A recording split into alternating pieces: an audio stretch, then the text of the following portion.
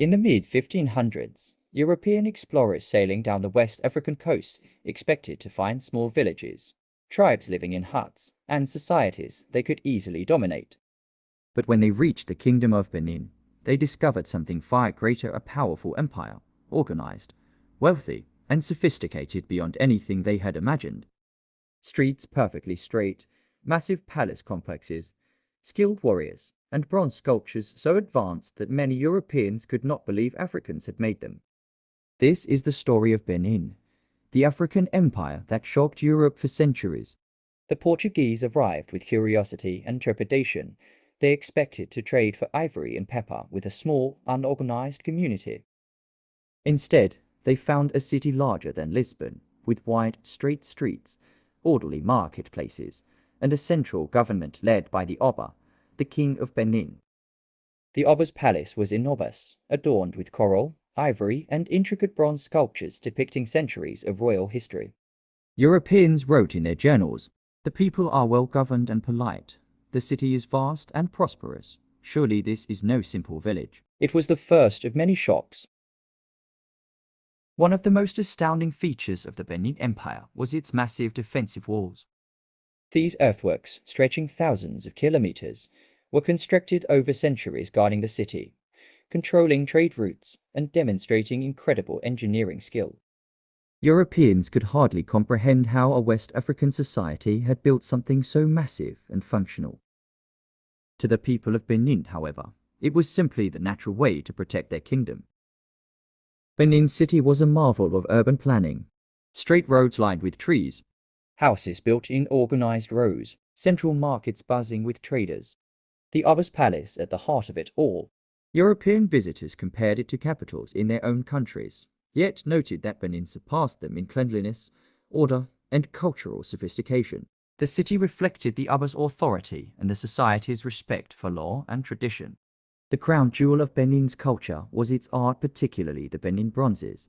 These were intricate plaques and sculptures, depicting kings, warriors, and royal ceremonies with astonishing realism. Europeans, seeing the bronzes for the first time, often assumed they had been imported from Europe. The precision, detail, and casting techniques were centuries ahead of what many Europeans could achieve at the time. Each bronze told a story, a record of history cast in metal, preserving the legacy of Benin for generations. Benin's economy was equally impressive. Traders from across Africa and Europe sought Benin's goods: pepper, ivory, textiles, and fine coral jewelry. The Oba maintained strict control of trade, ensuring the kingdom remained wealthy and self-sufficient.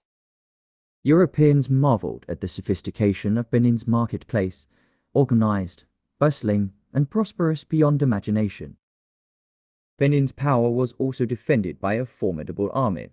Well-trained infantry, archers, and iron weapons, strategic formations, and disciplined command. The kingdom could mobilize thousands of soldiers quickly, protecting its borders and trade routes. Europeans recognized that Benin was not to be underestimated, and any attempt to control it by force would be difficult. The Oba exercised diplomacy masterfully. European traders wanted more control, but the Oba allowed trade only on Benin's terms.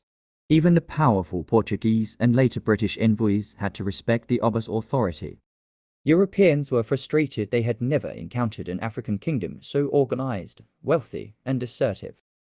Despite centuries of strength, Benin faced a tragic invasion in 1897. British forces attacked the city, looting treasures and destroying parts of the palace. Yet even in defeat, the legacy of Benin's greatness survived through the bronzes, historical records, and stories passed down generations. Europe had finally seen that Africa could produce civilizations equal to or greater than their own, but only centuries later would the world begin to fully appreciate it. The Kingdom of Benin was not a primitive society. It was a powerful, advanced civilization, rich, artistic, and highly organized. Its influence stretched across West Africa, and its legacy is preserved today in the Benin Bronzes and historical records. Benin forced Europe to reconsider its assumptions about Africa, proving that African kingdoms were sophisticated, wealthy, and culturally rich. This is the true story of a civilization that shocked the world and continues to inspire today. If you enjoyed this journey into African history, Hit like and subscribe for more untold stories. Which African empire should we explore next? Let us know in the comments below. History is waiting, don't miss it.